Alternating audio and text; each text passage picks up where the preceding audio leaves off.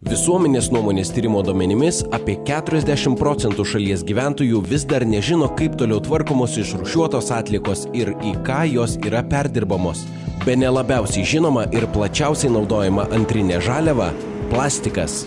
Į plastikinės pakuotės pakuojama kone daugiausia mūsų suvartojimo produktų. Tai grietinė, jogurtas, varškės indeliai, šampūnai, kremai. Visos šios pakuotės yra perdirbamos. Perdirbto plastiko gaminius naudoti yra visiškai saugu, nes iš perdirbtų žaliavų gaminami produktai yra valomi, apdorojami pagal visus saugumo ir higienos reikalavimus. Ne tik plastikas, bet ir kartonas gali būti perdirbamas po keletą kartų, o stiklo perdirbamo skaičius iš viso nėra ribojamas. Atliekos yra paverčiamos į daugybę naujų ir reikalingų žmogui produktų. Nepamirškite, vieną dieną į rūšiavimo konteinerį išmestas plastiko butelis į jūsų namus jau gali grįžti kaip pavyzdžiui šiukšlių kibiras. Tad rūšiuoti pakuotes ar atiduoti jas perdirbimui tikrai naudinga.